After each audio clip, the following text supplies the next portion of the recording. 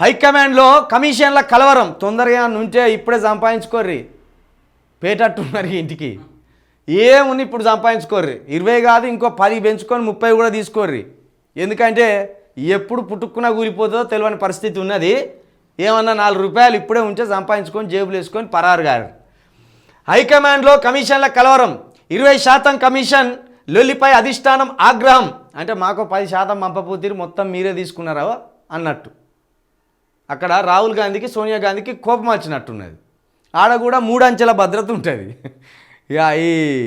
secretary భవన్కి 3 అంచెల భద్రత ఉన్నట్టు హైకమాండ్ చుట్టుపక్కల కూడా 3 అంచెలు ఉన్నాయన్నట్టు ఖార్గేకి కొన్ని ముట్టాలి రాహుల్ గాంధీకి కొన్ని ముట్టాలి సోనియాకి కొన్ని ముట్టాలి కింద ఉంటారు ఇంకోలు కేసీ వేణుగోపాలు లేకపోతే కొప్పోలు రాజు లేకపోతే కింద మీనాక్షి గారు పాపం మీనాక్షి నిరుపేద బిడ్డే ఉన్నట్టున్నది అదో డ్రామా నమ్మేరు పెద్ద డ్రామా ఆమె బాపను లొచ్చుకుంటారా అయ్యగారు ఏం చేస్తారు వచ్చే దోతి కట్టుకొని వచ్చినట్టు అత్తడు ఆని చదువుకొని పోతాడు పోయేటప్పుడు మళ్ళీ ఎప్పుడు చూడు గదే దోతి మీద ఉంటాడు గట్లనే కాంగ్రెస్లో కూడా కుమ్ములు తిరిగిన నేతలు ఉంటారు చూడడానికి సింపుల్గా ఉంటారు అల్లా కల్లోలం చేసి పడేస్తారు కాబట్టి మీనాక్షి నటరాజన్ గారు కూడా గట్లనే చేస్తాను కాబట్టి ఒక్కొక్కరికి పంచుకుంటూ పోవాలి కాంగ్రెస్ అధిష్టానం దాకా అగో కాబట్టి హైకమాండ్లో కమిషన్ల కలవరం అంటే మాకు తక్కువ ముడుతుందంటే మాకు తక్కువ ముడుతుందని లొల్లి ఈ గొడవతో ఫండింగ్కు ఎవరైనా ముందుకొస్తారా రారు వచ్చినా ఉరుకుతాడు వాడే చూడు రీ ఎట్లా సైలెంట్గా చేయవలసిన పనిని బజార్కి ఇడుస్తారా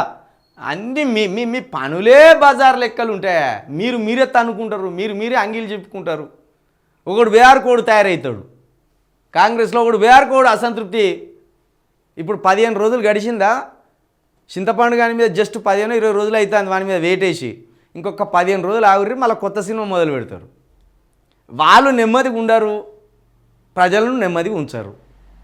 వాళ్ళు తన్నుకుంటే కానీ ప్రజలకు కాలక్షేపం కాదు వాళ్ళలో వాళ్ళు అనుకొని చూపెడతారు చూడు ఆక్సిజన్ ఆగితే ఎట్లా పార్టీ ప్రయోజనాలు పట్టవా ఆక్సిజన్ అంటే ఏంటిది పైసలు కావాలి కదా మన పార్టీ బతకాలంటే ఎప్పుడు వెంటిలేటర్ మీద ఉన్నట్టే ఉంటుంది కానీ వెంటిలేటర్ మీద ఉండము వెంటిలేటర్ మీద ఉన్న పేషెంట్కి ఎట్లా డబ్బులు కట్టాలి తీసుకొచ్చి వైద్యుడి దగ్గర పోయాలో ఈ కాంగ్రెస్ పార్టీకి కూడా ఊకే డబ్బులు కట్టలు పోతా అంటే ఆక్సిజన్ అందినట్టు అవుతుందట ఢిల్లీ పెద్దల ఆగ్రహం బావి ఫండింగ్పై ఆందోళన ఎందుకు తక్కువ ఎత్తానరా మూటలు అప్పుడు మూటలు బ్రహ్మాండంగా వచ్చేటి 2-3 మూటలు తగ్గినట్టు అనిపిస్తుంది అని ఆగ్రహం వ్యక్తం చేసినలాట అట్లున్నది కథ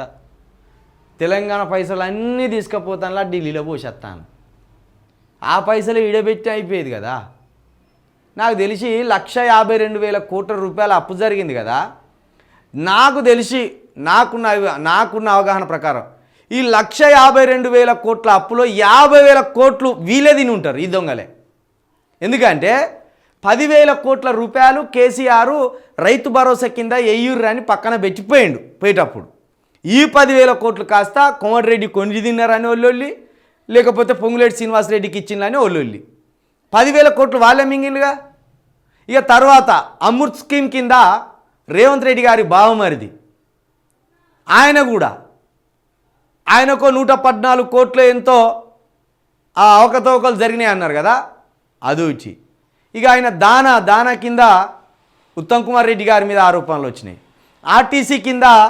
పొన్నం ప్రభాకర్ మీద ఆరోపణలు వచ్చినాయి కాబట్టి ఈ 152,000 కోట్లలో 52,000 కోట్లు ఖచ్చితంగా కాంగ్రెస్ పెద్దలు తిని ఉంటారు అనేది నా అనుమానం